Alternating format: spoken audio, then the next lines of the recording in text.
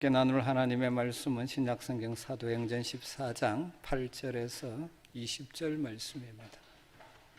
사도행전 14장 8절에서 20절 말씀. 오늘 본문이 조금 길기에 제가 말씀을 봉독해 드리도록 하겠습니다. 사도행전 14장 8절부터입니다. 루스드라에 발을 쓰지 못하는 한 사람이 앉아 있는데 나면서 걷지 못하게 되어 걸어본 적이 없는 자라.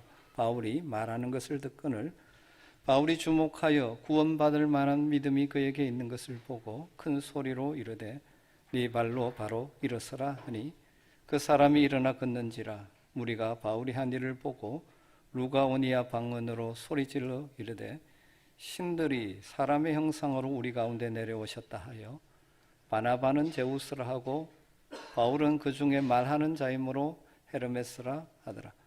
시외 제우스 신당의 제사장이 소와 화환들을 가지고 대문 앞에 와서 무리와 함께 제사하고자 하니 두 사도 바나바와 바울이 듣고 옷을 찢고 무리 가운데 뛰어들어가서 소리질러 이르되 여러분이 어찌하여 이러한 일을 하느냐? 우리도 여러분과 같은 성정을 가진 사람이라. 여러분에게 복음을 전하는 것은 이런 헛된 일을 버리고 천지와 바다와 그 가운데 만물을 지으시고 살아계신 하나님께로 돌아오게 함이라.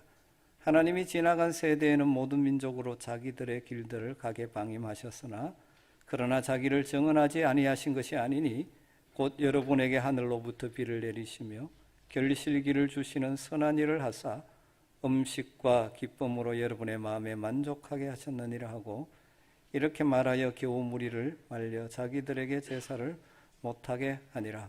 유대인들이 안디옥과 이고니온에서 와서 무리를 충동하니 그들이 돌로 바울을 쳐서 죽은 줄로 알고 시외로 끌어내치니라. 제자들이 둘러섰을 때 바울이 일어나 그 성에 들어갔다가 이튿날 바나바와 함께 드베로 가서 아멘. 그럼 우리의 인생의 여정을 살아가다 보면 때로는 낮과 같이 밝고 행복을 맛보는 때가 있는 반면에 밤과 같이 어두움을 경험하며 거쳐가야 되는 때가 있습니다. 즐거움과 웃음의 순간이 있는가 하면 고통 속에 눈물을 흘릴 때도 있습니다. 세상에서 영광을 얻는 순간이 있는가 하면 때로는 부끄러움과 수치를 당할 때도 있습니다. 우리가 원하든지 원하지 않든지 누구에게나 인생의 밤과 낮이 교차되는 것은 이 땅에 살아가는 우리 모두의 현실입니다. 중요한 것은 어느 때든지 어떻게 보내느냐 하는 것이죠. 오늘 말씀 가운데서 특별히 이 부분에 초점을 좀 맞춰보려고 합니다. 바울의 행적 가운데 정말 능력이 나타나고 많은 사람들이 돌아오는 그런 사람들에게 칭송을 받는 때가 있는 반면에 또 동시에 박해하고 쫓아내고 죽이려고 하는 순간도 경험하고 있는 것이죠. 바나바와 바울이 13장에 보면 비시대 안디옥에서 복음을 전했죠. 거기에서 전도의 열매가 많이 있었습니다. 그러나 유대인들의 박해로 말미암아 남동쪽 180여 킬로나 떨어진 이고니온이라는 도시로 가게 되었었죠.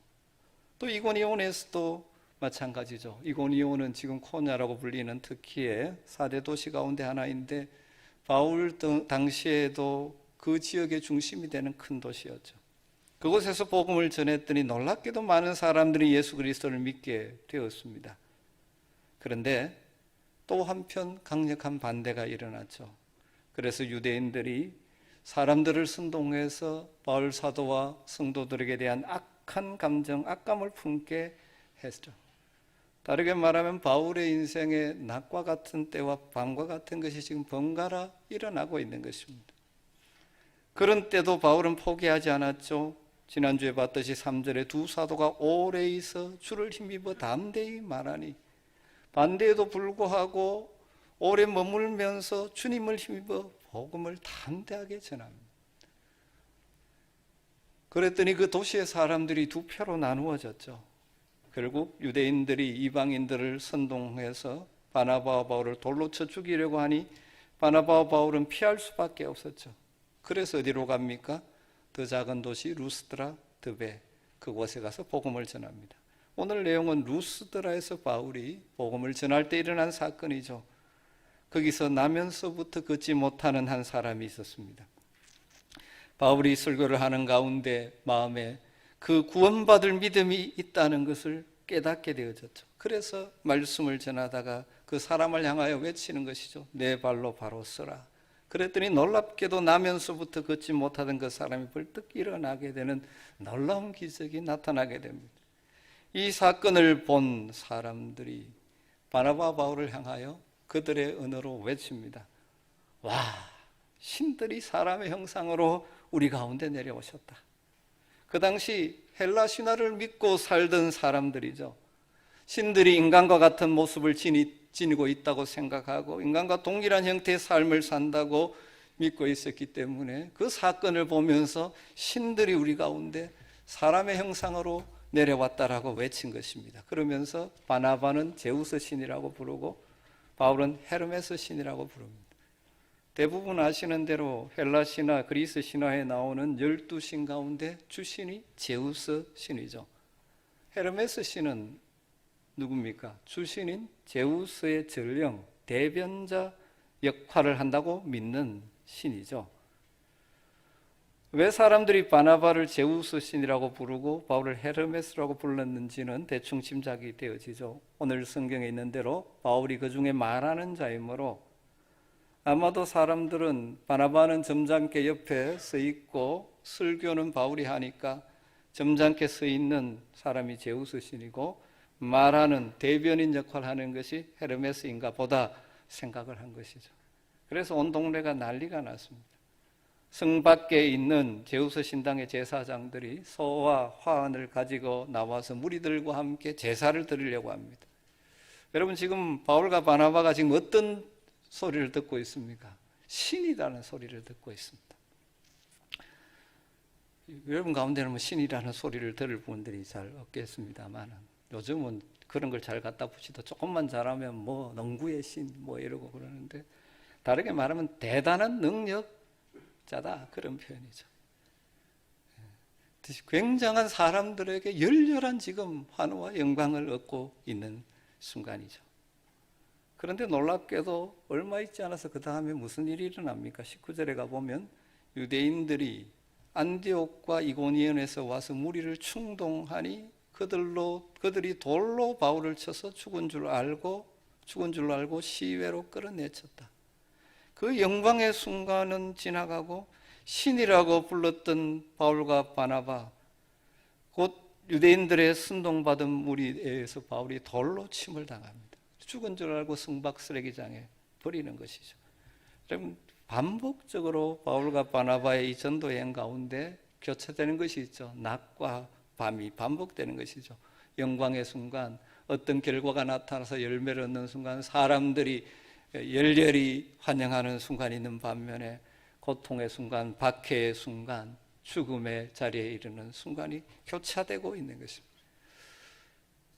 우리의 인생은 물론 하는 일은 바울과 바나바와는 전혀 다르지만 우리가 살아가는 이 땅의 삶의 현실 속에서 우리 인생 역시 마찬가지죠. 어때는 성공을 누리고 내가 한 일이 대단한 결과를 얻기도 하고 사람들이 야, 당신 대단하다 이렇게 칭찬받을 때도 있는 반면에 어떨 때는 어려움, 그리고 인생의 고통의 순간, 내 하던 일들이 내 계획대로 되지 않아 힘들어하는 순간들이 교차되는 것이 인생입니다. 그런데 중요한 것은 무엇입니까?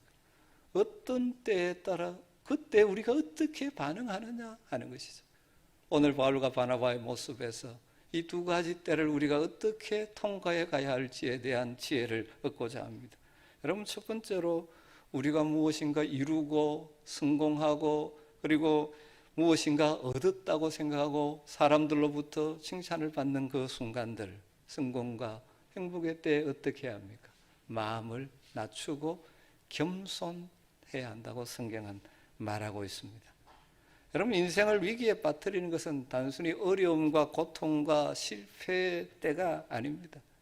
성공하고 무엇인가 이루었다고 생각한 그때를 잘못 다루면 위기에 빠지는 경우가 너무너무 많습니다.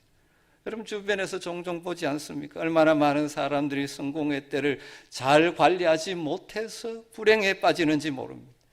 어려울 때 하나님 앞에 나와서 간절히 기도했던 사람, 그런데 하나님께서 해결해 주시고 복을 주셔서 외형적으로 풍요를 누리는데 그때 교만해짐으로 말미암아 인생을 망치는 사람들이 종종 있습니다. 여러분 그렇기 때문에 우리가 형통한 때 그때도 조심해야 됩니다. 우리의 인생에 내 계획이 이루어지고 무엇인가 잘 되어 갈 때 그때 더욱 우리는 마음을 낮추고 겸손히 하나님 앞에 엎드려야 하는 것입니다. 바울과 바나바가 그랬지 않습니까? 이 루스드라에서 하나님께서 놀라운 기적을 행하게 하심으로 그들이 제우스 신이다, 헤르메스 신이다, 신이 사람의 형상으로 우리 가운데 임했다 하면서 그에게 경배하려고 했을 때 바울과 바나바가 어떻게 반응합니까? 14절과 15절을 보면 두 사도 바나바와 바울이 듣고 옷을 찢고 우리 가운데 뛰어들어가 가서 소리질러 이르되 여러분이 어찌하여 이런 일을 하느냐? 우리도 여러분과 같은 성정을 가진 사람이라. 우리도 여러분과 같은 성정을 가진 사람이라. 여러분에게 복음을 전하는 것은 이런 헛된 일을 버리고 천지와 바다와 그 가운데 만물을 지으시고 살아계신 하나님께로 돌아오게 하려 함이라. 그래서 18절에 이렇게 말하여 겨우 무리를 말려 자기들에게 제사를 못하게 하니라. 여러분 바나바와 바울이 지속적으로 하나님께 쓰임받은 이유가 여기에 있죠. 자신이 어떤 존재인지를 잘 알았다는 것입니다. 사람들은 당신은 신과 같습니다 하는데 뭐라고 말합니까? 우리는 여러분과 같은 성정을 가진 사람이다. 사람들은 종종 인생이 성공을 거둘 때, 그래서 사람들이 당신 대단합니다 칭찬할 때 자기 분수를 모르고 마치 자신이 대단한 존재가 된 것처럼 착각하고 교만해짐으로 인해서 무너질 때가 많습니다. 사사기 9장에 가보면 아비멜렉이 스스로 왕이 되어서 많은 사람들을 힘들게 하는 사건이 나옵니다. 기드온의 아들이었는데 형제들 다 죽여버리고, 그때 요담이 나무 비유를 가지고 이야기를 하죠. 사람들이 포도나무에게 무화과나무에 감람나무에 가서 왕되어 달라 하니까 다 내가 해야 될 일이 있다. 나는 열매를 맺고 기름을 내야 되고, 그래서 거절하는데 가시나무에 갔더니 가시나무가 왕이 돼요. 바로 이 아비멜렉이 가시나무와 같은, 그런데 그가 왕이 되다 보니까 자기도 망하고 많은 사람들을 찔러대는 것이죠. 만약 바울과 바나바가 자신들의 분수를 망각하고 자신들을 제우스다 헤르메스다 추앙할 때 그것을 즐겼다면 루스드라 사람은 말할 것도 없고 하나님 앞에서 자신 스스로를 해치는 가시나무 같은 존재가 될 수밖에 없는 것이죠. 우리는 종종 이 땅에서 그런 산을 봅니다. 무엇인가 이루고 무엇인가 얻었는데 사람들이 높이니까 스스로 교만해져서 뭔가 된 것처럼 착각하다 보니 결국 자기도 찌르고 주변 사람들도 찌르는 가시나무 같은 사람들이. 그러나 날 때부터 발을 쓰지 못하는 사람을 걷게 한 것은 자신들의 능력이 아니고 하나님의 능력이고, 자신들은 오로지 통로로 사용되었다는 것을 알기 때문에 사람들의 높임 앞에 흔들리지 않고 겸손히 우리는 너희와 똑같은 성정의 사람이다. 높임 받아야 될 분은 오직 하나님밖에 없다. 여러분 우리의 인생의 성공을 거두고 무엇인가 이루었을 때 사람들은 대단하다 할지 모르지만 그때 우리는 스스로를 잘 알아야 하는 것이죠. 내가 능력이 있어서가 아니라 나를 능하게 하신 하나님 때문이다. 우리는 겸손하게 하나님을 높이는 자가 되어야 하는 것입니다. 그래서 바울 사도는 고린도전서 15장 10절에 내가 나 된 것은 하나님의 은혜로 된 것이라고 고백하죠. 내가 다른 사도들보다 많이 수고를 했지만 그것도 다 하나님이 내게 능력 주셔서 하게 하신 것입니다. 사랑하는 성도 여러분, 여러분의 인생이 잘 풀릴 때, 주변 사람들이 여러분을 높일 때 조심하시기 바랍니다. 세상에서 성공을 이루고 주위 사람들이 부러워할 때 더욱더 그때 하나님 앞에 마음을 낮추시기를 바랍니다. 이것이 내 능력이 아니라 하나님이 내게 주신 복임을 알기에 겸손하셔. 그럴 때 지속적으로 하나님께 쓰임받는 인생을 살게 되는 것입니다. 성경이 강조하는 것 중에 하나가 무엇입니까? 하나님은 어떤 자를 싫어하신다고 말합니까? 교만한 자를 대적하신다고 말합니다. 겸손한 자에게 은혜를 베푸신다고 말씀합니다. 또 반면에 인생을 살다가 보면 밤과 같은 때로는 내 계획이 실패하고 생각하지 못했던 고통이 찾아오고 여러 가지 문제로 어떻게 이 상황에서 내가 헤어날 수 있을까 싶을 그런 밤과 같은 때도 간혹 우리의 인생 가운데 찾아올 때가 있죠. 그때 성경은 우리에게 말씀합니다. 낙심하지 말라고 말씀합니다. 여러분, 우리의 인생을 정말 불행하게 만들고 힘들게 만드는 것은 무엇입니까? 우리에게 찾아오는 고통이나 실패 그 자체가 아닙니다. 그것도 우리에게 힘들게 하지만 더 문제는 그것 때문에 우리의 마음이 무너지기 때문입니다. 우리의 마음이 낙심하기 때문입니다. 많은 사람들이 고통당하는 것을 두려워합니다. 실패하는 것을 두려워합니다. 사실 저도 그렇습니다. 그러나 인생의 진정한 불행은 우리가 당하는 고통의 환경이나 어려운 상황 그 자체가 아닙니다. 그로 말미암아 우리의 마음이 병드는 것이고 우리의 마음이 상하는 것이고 우리의 마음이 무너지는 것이 문제입니다. 그렇지 않습니까? 똑같은 불행을 당해도 어떤 사람은 꿋꿋이 견뎌내는가 하면 어떤 사람은 좌절해지고 무너져 버립니다. 똑같은 어려움을 만나도 어떤 사람은 잘 버티고 견디고 이기는데 어떤 사람은 넘어져 버립니다. 왜 그렇습니까? 고통의 차이, 환경의 차이입니까? 그것도 중요하지만 그것을 반응하는 마음의 차이죠. 여기 앉아있는 대부분은 IMF라는 어려운 시절을 우리가 다 거쳐왔습니다. 그때를 한번 생각해 보십시오.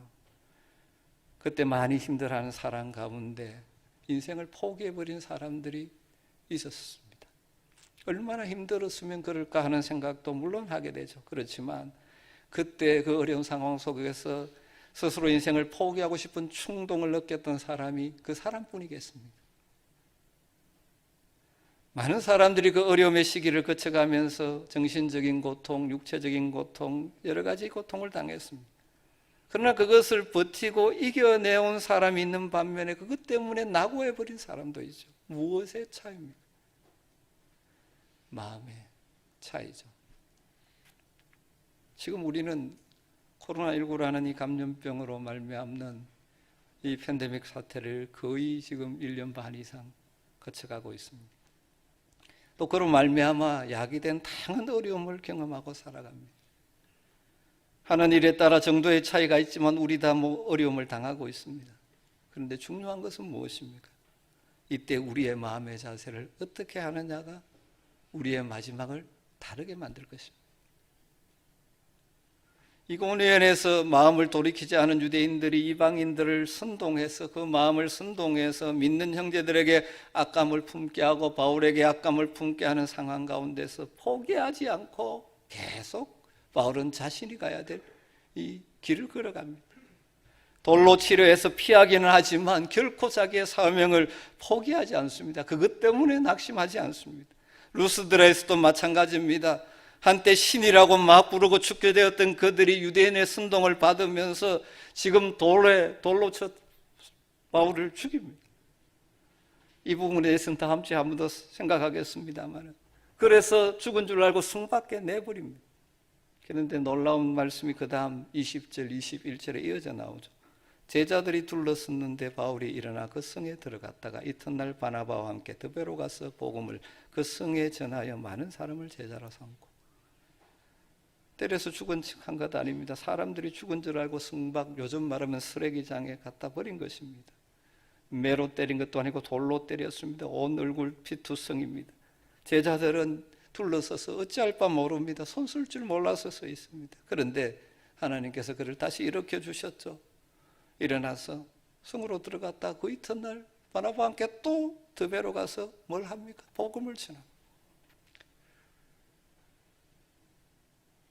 바울과 바나바는 어떤 이 고통의 상황에서도 낙심하지 않고 그 길을 가는 것이죠. 그래서 바울의 서신서를 보면 낙심하지 않는다, 낙심하지 말라, 이런 표현들을 종종 사용하고 있습니다.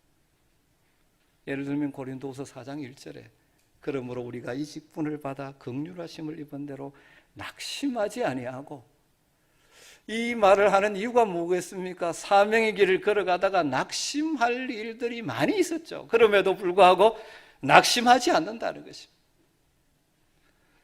고린도서 4장 16절에 그러므로 우리가 낙심하지 아니하노니 우리 그 사람은 낡아지나 우리 속 사람은 날로 새로워지도다. 여러분, 어려움의 상황, 고통의 상황, 그런 상황을 맞았을 때 하나님의 말씀은 뭐라고 말씀합니까? 그런 어려움이 찾아오더라도 낙심하지 말라고 말씀하십니다. 사랑하는 성도 여러분, 낙심하지 마십시오. 낙심한다는 것은 마음이 무너지는 것입니다. 마음이 무너지면 모든 것이 무너지게 되어 있습니다. 낙심하지 않는 자들은 다시 일어서게 됩니다. 사도 바울이 그 훗날 다양한 사역의 과정에서 그가 겪었던 고통과 어려움 상황들을 돌아보면서 고린도서 1장 8절부터 10절에 이렇게 말합니다. 형제들아, 우리가 아시아에서 당한 환난을 너희가 모르기를 원하지 아니하노니. 아시아, 바로 이 지역들이죠. 이 지금의 터키 지역, 아시아 지역에서 사역을 하면서 바울이 여러 환난을 당했다는 거 너희들 알지? 그것 늘 생각해봐. 그러면 뭐라고 표현합니까? 힘에 겹도록 심한 고난을 받아. 스스로의 힘으로는 견뎌낼 수 없을 것 같은 심한 고난을 받아. 살 소망이 끊어지고, 다른 이제 죽었다, 이런 생각이 들 정도. 우리는 우리 자신이 사형 선고를 받은 줄 알았으니 마치 사형 선고를 받은 것처럼 느껴졌던 때들이 있었다는 것입니다. 그런데 그 다음 뭐라고 말합니까? 이는 우리로 자기를 의지하지 말고 오직 죽은 자를 다시 살리시는 하나님만 의지하게 하십니다. 그가 이같이 큰 사망에서 우리를 건지셨고 또 건지실 것이며 이후에도 건지시기를 그에게 바라노라. 힘에 지나도록 심한 고난을 당해 살 소망이 끊어졌죠. 그렇다고 해서 낙심하지 않았다는 것이죠. 자기를 의뢰하지 않고 오직 죽은 자를 다시 살리시는 하나님만 의뢰했다는 것입니다. 여러분, 여기서 우리가 낙심하지 않고 일어설 수 있는 중요한 원리를 발견하게 됩니다. 살 소망이 끊어질 것 같은 상황이라 할지라도 누구를 바라봅니까? 하나님을 바라보는, 그 하나님이 어떤 하나님이십니까? 죽은 자를 다시 살리시는 하나님을 바라보는 것입니다. 다시 일어설 수 있는 것이죠.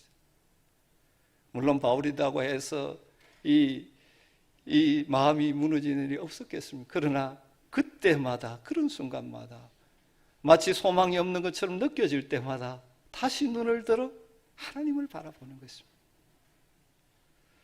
여러분, 또 한편 여기에서 왜 하나님께서 때로 우리 인생에 밤과 같은 시간을 허락하는지도 그 이유도 발견하게 되어집니다. 우리에게 단순히 불행하도록 하기 위해서 그런 어려움을 주는 것 아닙니다. 우리를 괴롭게 하기 위해서 그런 것 아닙니다. 사도 바울은 이런 수많은 고통의 과정을 통과해 가면서 그가 깨달은 진리가 있습니다. 무엇입니까? 그런 과정을 왜 거쳐가게 합니까?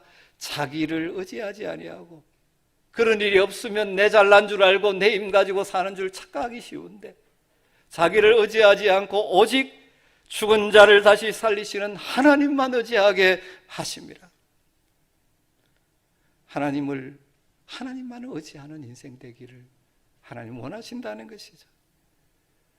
하나님 결코 우리의 불행을 즐기시는 분은 아닙니다. 우리의 고통을 즐기시는 분은 아닙니다. 때로는 그런 과정을 통하여 우리로 하여금 자신을 의지하는 것이 아니라 하나님만 의지하고 바라보도록 하기를 원하신다는 것입니다. 여러분, 인생의 고통과 어려움의 순간, 그 순간을 여러분의 삶의 전화위복의 기회로 삼을 수 있는 중요한 원리가 바로 여기에 있습니다. 낙심하지 않고 일어설 수 있는 비결이 여기에 있습니다. 여러분, 그때는 누구를 바라봐야 합니까? 죽은 자도 다시 살리시는 하나님을 주목해 바라보는 것입니다. 우리는 종종 인생의 밤이 없이 모든 일이 잘 풀려가면 하나님을 잘 섬길 것이라고 착각합니다. 그러나 우리 인간은 그러지 못할 때가 참 많습니다. 그 대표적인 예가 현재 유럽의 교회들이라고 볼 수 있죠. 2차 대전이 끝나고 유럽이 혼란과 고통과 어려움이 찾아왔을 때 수많은 사람들이 교회에 나와서 자신의 죄를 회개하고 하나님만 바라보고 하나님의 도우심을 구했었습니다. 그런데 고통이 끝나고 경제적으로 부유해지고 잘 살게 되면서부터 사람들이 교회를 떠나고 하나님을 대적하기 시작합니다. 어쩌면 우리 한국 사회가 지금 그 길로 가고 있는지 모르겠습니다. 여러분 혹시라도 여러분 인생에 밤과 같은 시간을 보내는 분이 있으십니까? 오늘 말씀을 통하여 말씀하시는 성령의 음성을 들을 수 있게 되기를 주님으로 축원합니다. 낙심하지 마십시오. 환경만 바라보지 마시고 그때 눈을 들어 하나님을 바라보십시오. 우리의 시선을 하나님께 고정시켜야 합니다. 하나님을 의뢰하십시오. 파도를 바라볼 때 베드로가 물속에 빠질 수밖에 없었지만 그것처럼 우리가 환경만 바라보면 낙심하고 주저앉을 수밖에 없지만 눈을 들어 주님을 바라볼 때 일어나 그럴 수 있게 되는 것입니다. 하나님을 바라보는 자들은 하나님께서 다시 그 자리에서 우리를 건져주시고 과거에도 우리가 건져주심을 경험했죠. 지금도 건져주시고 앞으로도 건져주실 것입니다. 어떤 상황에서도 승리하며 믿음의 길을 걸어갈 수 있고 우리가 걸어갈 인생길을 당당하게 걸어갈 수 있는 가장 근본적인 비결은 하나님을 바라보는 것입니다. 환경을 바라보면 교만해지거나 낙심해지기 쉽습니다. 성공의 때에 교만해지기 쉽죠. 우리의 시선을 주께로 돌려야 합니다. 그럴 때 우리는 인생의 낮이든 밤이든 그것을 통과하여 우리가 가야 될 믿음의 길, 하나님이 기뻐하시는 길을 계속 걸어갈 수 있는 것입니다. 이 모든 것들을 종합하면서 바울은 빌립보서 4장 11절부터 13절에 이렇게 고백합니다. 내가 궁핍함으로 말하는 것이 아니니라. 어떠한 형편에든지 나는 자족하기를 배웠노니 나는 비천에 처할 줄도 알고 풍부에 처할 줄도 알아. 모든 일 곧 배부름과 배고픔과 풍부와 궁핍에도 처할 줄 아는 일체의 비결을 배웠노라. 내게 능력 주시는 자 안에서 내가 모든 것을 할 수 있느니라. 사랑하는 성도 여러분, 인생의 낮과 밤이 있습니다. 그 어떤 순간에도 대처할 수 있는 영적 비결 신앙의 진리를 배우고 훈련하시기를 주님으로 축원합니다. 우리가 주님 안에서 모든 것을 할 수 있습니다. 인생의 밤이 찾아와도 낙심하지 마십시오. 그때는 눈을 들어 주님께 시선을 고정시키십시오. 여러분의 환경에 끌려다니는 환경의 노예가 되지 마십시오. 주님이 우리를 붙들고 계십니다. 우리의 인생에 무거운 짐이 있으면 주님 앞에 내려놓으십시오. 우리가 찬송하듯이 메마른 땅을 걸어가도 위험한 곳에 이를 때도 바위에 숨겨주시고 주님의 손으로 덮어주신다고 약속해 주셨습니다. 주님을 바라보고 붙들고 의지하며 나가십시다. 여러분 인생의 낮이 찾아올 때 하나님 앞에 마음을 낮추고 내 분수를 알고 내가 어떤 존재인지를 기억하며 겸손히 하나님을 섬기십시오. 지속적으로 하나님께서 우리의 인생에 복을 주시고 지속적으로 쓰임받는 인생을 살게 주실 것입니다. 인생의 낮과 밤 우리 앞에 다가올 때 그때마다 믿음의 반응으로 승리하는 저와 여러분 되기를 주님으로 축원합니다. 기도하겠습니다. 하나님